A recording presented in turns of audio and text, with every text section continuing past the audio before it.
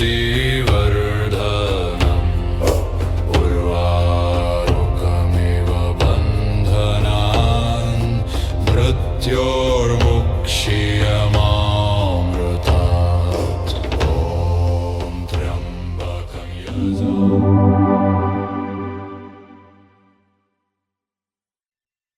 இப்போ நம்ம யாருன்னு தெரிஞ்சிட்டதுனால சுத்த விழிப்பு நிலையா சாட்சி நிலையா அப்படியே இருக்கும்.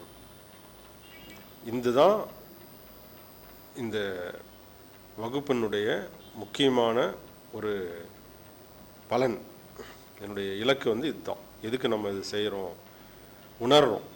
முதல் ஆன்மீகம்னா என்ன அப்படின்றத பற்றி நான் சொல்லிடுறேன். ஆன்மீகம் அப்படிங்கிறது வேற, ஒரு கடவுள் நம்பிக்கை மதம்ங்கிறது வேற. ஆன்மீகம்ங்கிறது ஆன்மாவை அறிவது. ஆன்மீகம் அப்படிங்கிற ஆன்மீகத்துக்குள்ளே இருக்கிறது ஆன்மாங்கிற ஒரு வார்த்தை. ஆன்மா அப்படின்றது என்ன? கடவுளினுடைய ஒரு துளி, உயிர் துளி. அது ஒவ்வொரு மனிதனுக்குள்ளேயும் இருக்குது. நீங்கள் தியானித்து பாருங்கள். உங்கள் ஒவ்வொரு கணமும் உங்கள் நாசி துவாரங்கள் வழியாக அந்த ஆன்மாவுக்கு உயிர் பிராண சக்தி வழியாக போய் வந்துக்கிட்டே இருக்கு. செடி எப்படி ஒரு விதையை போட்டோம்னா முளைச்சி வருதோ அதுபோல தான் ஒரு தாயினுடைய கருவறையில் அந்த கரு வளர்ந்து வருது. அதுக்கப்புறம் 9-10 மாதங்கள் கழித்து நம்ம பிறக்கிறோம். செடி மரமாக ஆகிடுது, குழந்தை மனிதன் ஆயிடுறான். இது ரெண்டுக்கும் ஒரு வித்தியாசமும் இல்லை. ஆனால் நம்ம என்ன நினச்சிக்கிறோம், செடி ஏதோ ஒன்று இயற்கை, அதெல்லாம் மரம் செடி கொடி விலங்குகள்லாம், அது பூனை, அது நாய், அது குதிரை, மாடு, ஆடு, அப்படி மொழியாக பிரிக்கப்பட்டுருது.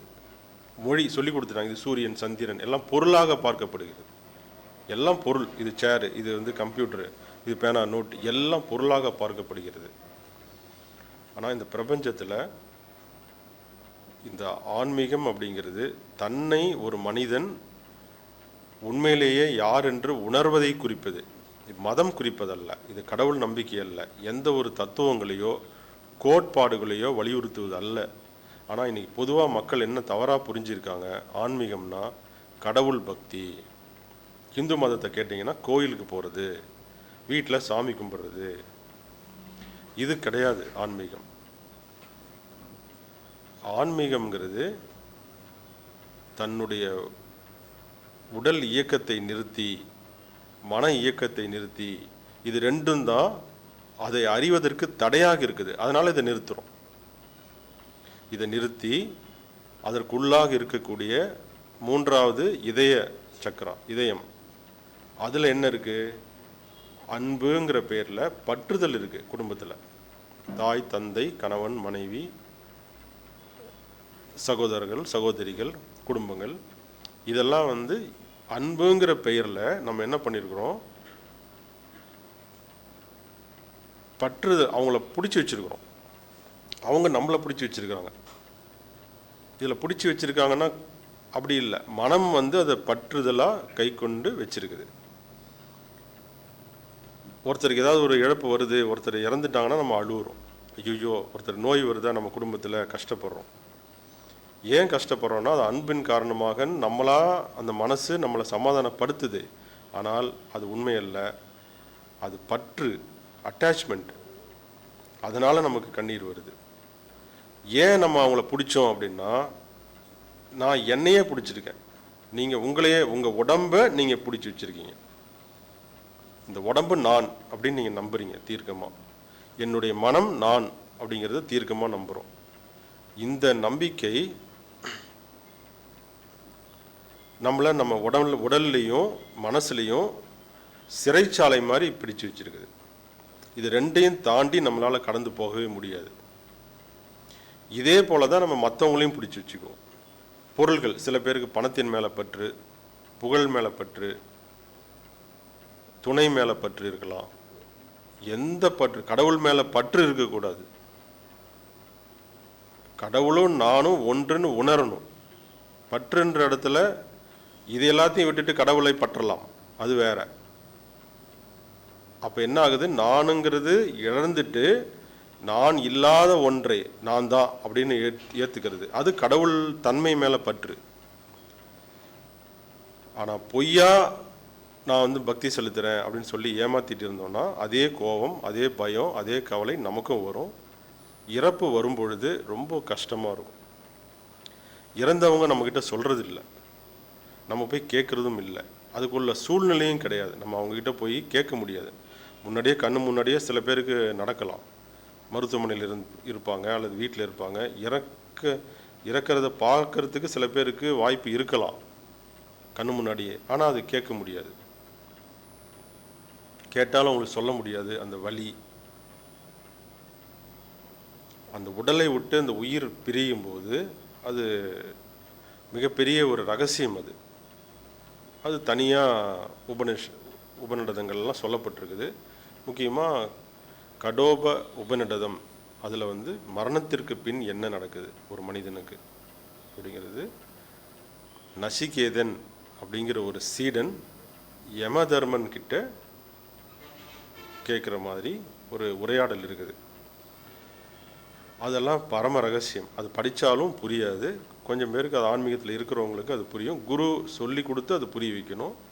இதை தான் நான் கொஞ்சம் கொஞ்சமாக சொல்லி கொடுத்து இதெல்லாம் இந்த ரகசியங்களெல்லாம் அப்படியே வெளிப்படையாக சொல்லிடணும் எல்லாருக்கும் அப்படின்றது தான் இதெல்லாம் சொல்லிக்கிட்டு இருக்கோம்.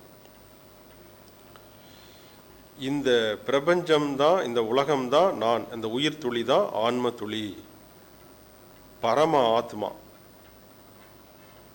பரம ஆத்மா அப்படின்னா பரம்பொருள்.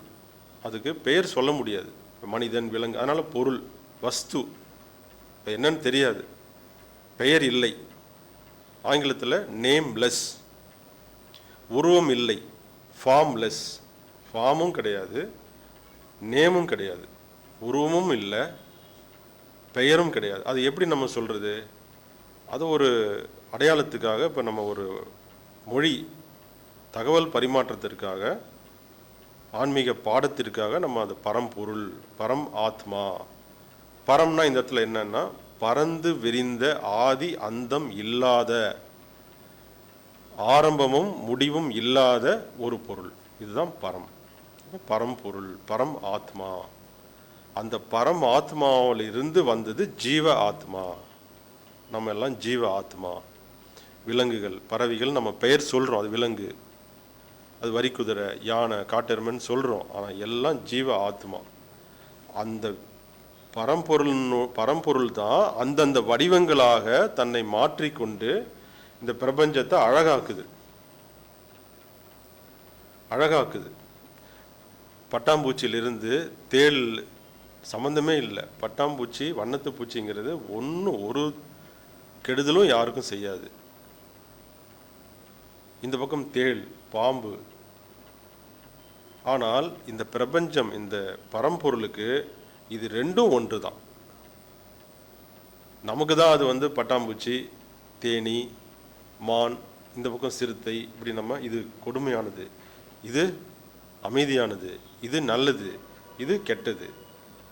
இது எல்லாம் மனதினுடைய வேலைகள்.